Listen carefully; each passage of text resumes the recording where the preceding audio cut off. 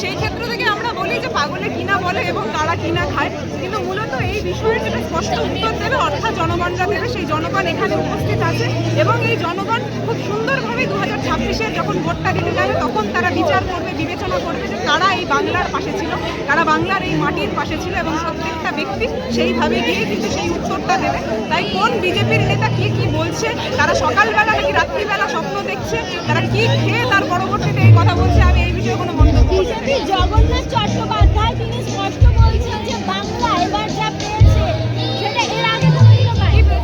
একটু খাতা পেন নিয়ে হিসাব করে না হয় বলতে বলুন না। স্টেট করিডোরের আমার কথাটা হচ্ছে বাংলার অধিকারের টাকাটা থেকে এতদিন ধরে প্রত্যেক বাংলাভাষীকে বঞ্চিত রাখা হয়েছে, সেই টাকা কেন এখনো দেওয়া হয় সেই উত্তরটা আগে দিন।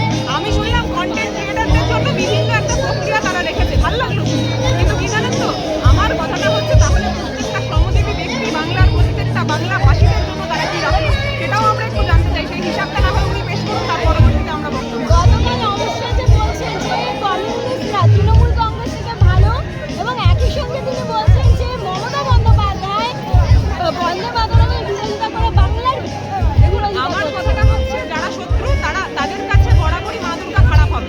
এবার সেই ক্ষেত্র থেকে যদি আমাকে এটা এক্সপ্লেন করতে লাগে যে মা দুর্গা কেন ভালো, তাহলে আমি মনে করি সেটা সময় ভুল জায়গায় ব্যয় করা। আমরা সকলে জানি যে মা দুর্গা কিন্তু সেই শক্তি, যে শক্তি কিন্তু অসুরকে বধ করেছিল। আর কটা দিনের অপেক্ষা, তার পরবর্তীতে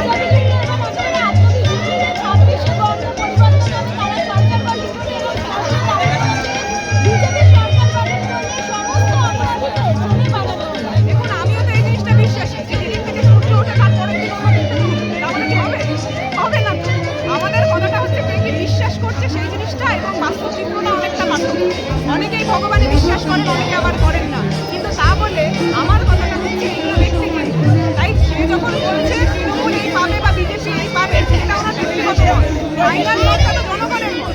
এই জনগণের মত আমরা কদিনে জানতে পারবো?